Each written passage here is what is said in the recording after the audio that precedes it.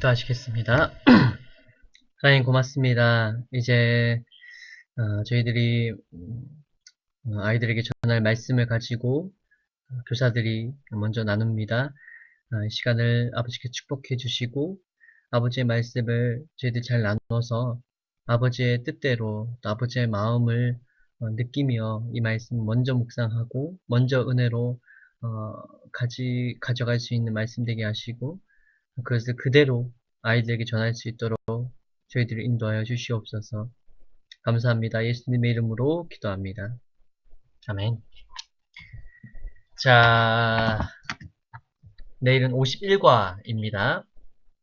드로아 교회에 대해서 배울 거고요.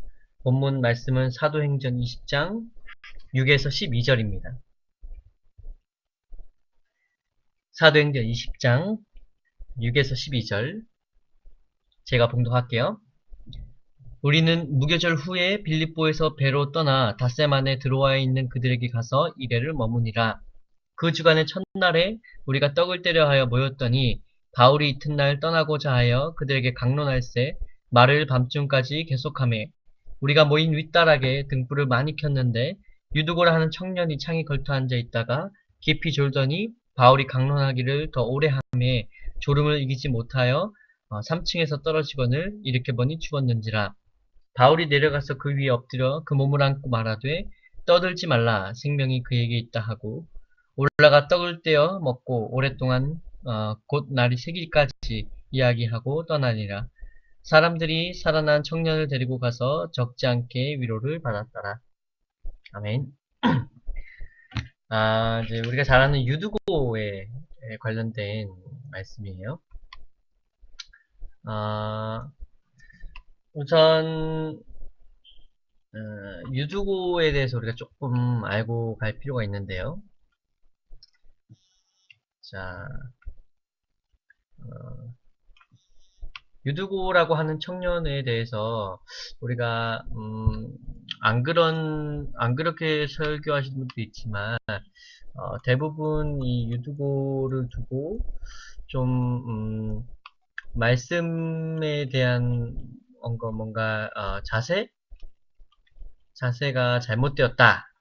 또 유두고가 죽은 것은 어떤 응과에 해당하는 그런 응보였다. 이런 식으로도 말씀하시는 분들이 계신데 전혀 성경적이지가 않아요.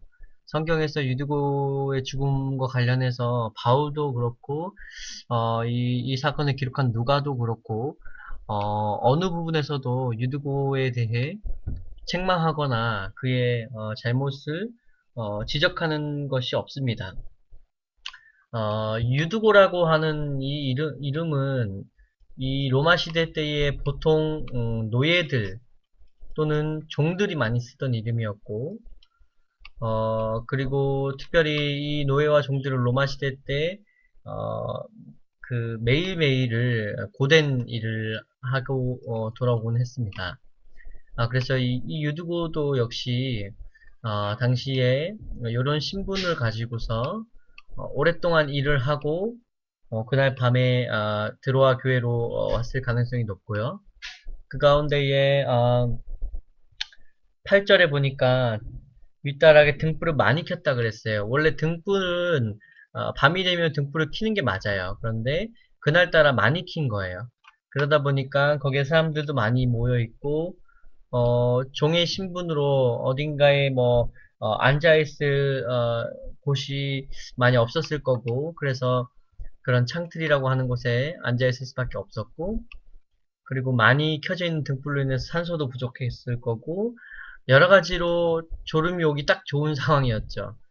그래도 유두고라는 사람은 그 말씀을 밤새 바울이 강론할 때 끝까지 듣고자 했고 그러다가 떨어지게 됐는데 이것에 대해서 유두고에 대해서 뭔가의 어떤 잘잘못을 자꾸 이야기하는 것은 바람직하진 않은 것 같아요. 우선 교사를 위한 묵상 1번 보겠습니다. 바울의 전도팀이 함께 여행하면서 가졌던 교제를 상상해보라. 그들은 무엇에 대해 대화하고 기도했으며 그들이 함께 나누었던 기쁨과 두려움은 어떤 것이었겠는가? 바울의 전도 여행을 좀 잘 보면 늘 예수 그리스도의 죽음과 부활이 그의 입에서 떠나질 않습니다. 이것이 늘 그 바울의 전도팀 가운데에 이야기되었던 주제였을 것이고 또 예수께서 최후의 만찬으로 불리는 돌아가기 전에 나누셨던 그 성만찬을 바울은 아마도 그 전도팀들과 늘 나눴던 걸로 보여요. 그래서 늘 이들은 예수 그리스도의 죽음과 부활 그리고 그것을 믿고 살아가는 우리 그리스도인들에 대한 음, 대화를 늘 했을 것이고 그 안에서 이 예수 그리스도의 부활이라는 것, 성도들이 나중에 다시 다 부활될 것이라는 것에 대한 기쁨이 늘 있었을 거고 아마 박해와 또 핍박이라고 하는 부분에서 좀 두려움이 있었을 수도 있을 것 같아요. 하지만 그보다 아마 기쁨이 더 컸을 것으로 생각이 됩니다. 이번에 본문에서 바울은 어린 교회를 격려하고 강하게 만들려고 어떻게 쓰고 있는가? 지금 이제 이 드로아 교회도 지금 바울이 마게도니아를 가는 길에 드로아를 통과하면서 거기에 있는 드로아 교회의 성도들을 만났는데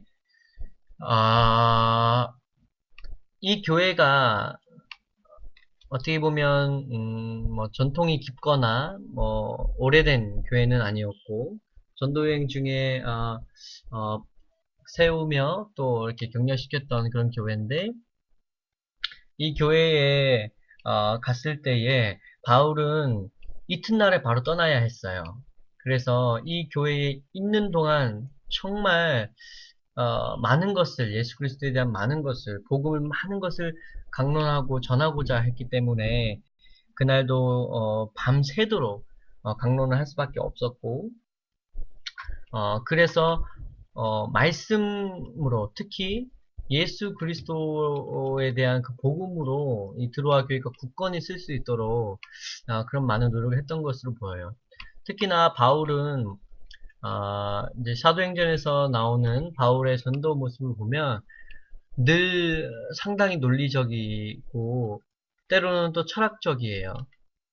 특히 이 헬라 쪽에 있는 그리스에서 이렇게 복음을 전할 때에는 그 사람들이 워낙 철학에 능통하고 또 깊은 생각을 가지고 있다 보니까 그들의 철학에 맞춰서 복음을 전하거든요. 상당히 뭐라고 할까요? 브레인입니다, 바울은.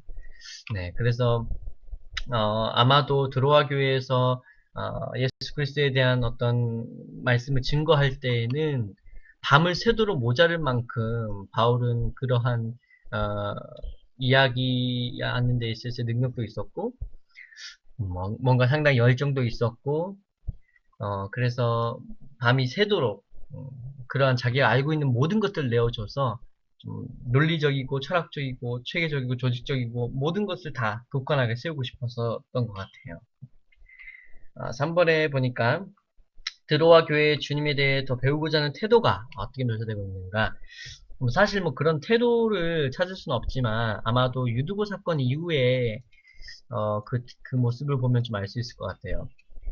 유두고가 떨어져서 죽었다고 표현이 되어 있고 그 다음에 바울이 이제 살리게 되는데 어떤 분들은 또 유두고의 죽음에 대해서 이렇게 말씀하세요.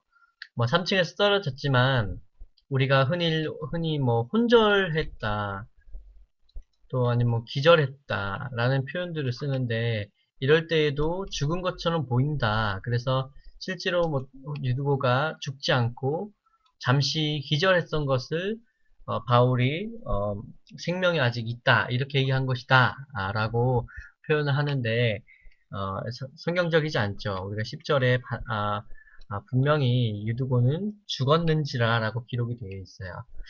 유두고는 죽었었고 죽었던 것을 바울이 기도로 살려낸 건데, 여기에서 좀 알 수 있는 것은 뭐냐면, 바울이 다락방에서 말씀을 강론했죠.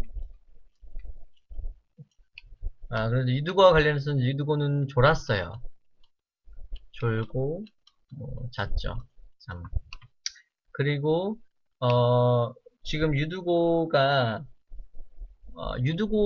두고도 생명이라는 것, 다시 살려낸 생명과 또 아까 죽었을 때의 그 죽음이 서로가 대비가 되고 있고, 그 다음에 이 교회, 들어와 교회 다락방에 윗다락에 모여있던 그곳에는 등불이 많이 켜져서 상당히 밝았는데, 유두고가 떨어지고 나서, 바깥으로 떨어지고 나서는 그곳은 상당히 어두웠던, 것을 우리가 볼 때, 이것들이 계속 대비가 되고 있어요.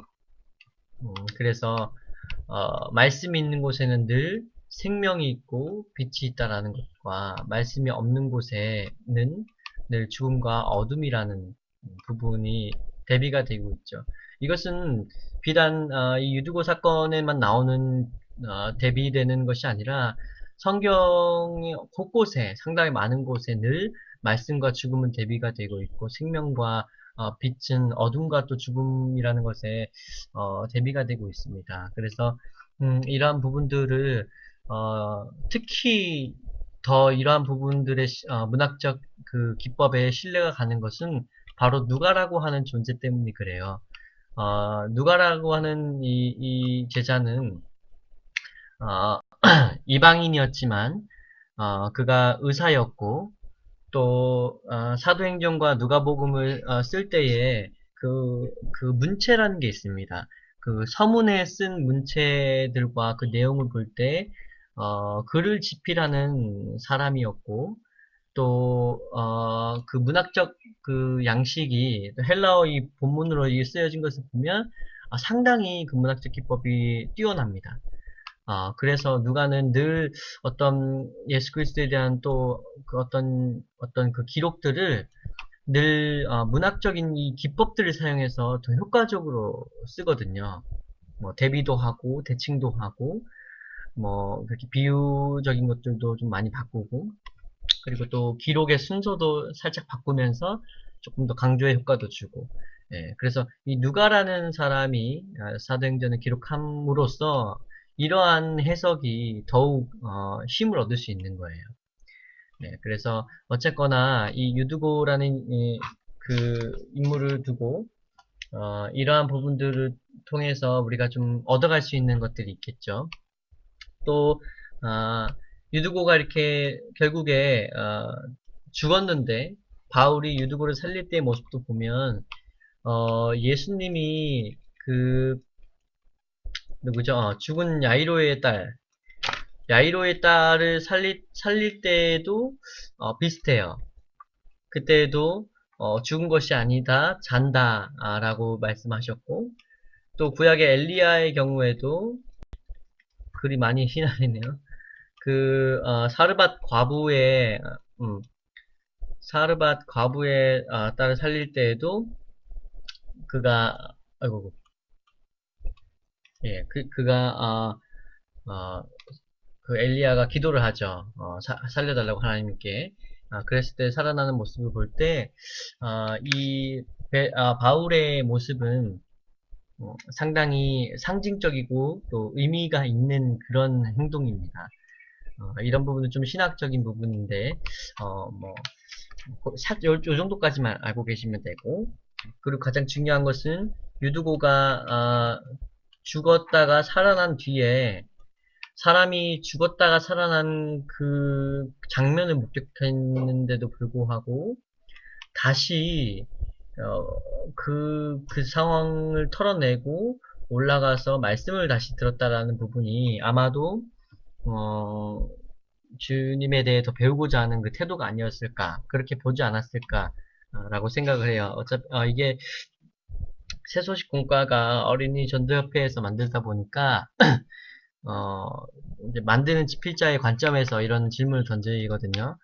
그래서 좀 뭐, 좀 이상한 지문도 있고, 특히, 이 교사를 위한 묵상 책, 이렇게 52가를 읽다 보시면, 뒤에, 사도행전의 저자는 마가라고 이렇게 잘못 오기를 했어요. 사도행전 저자는 누가거든요.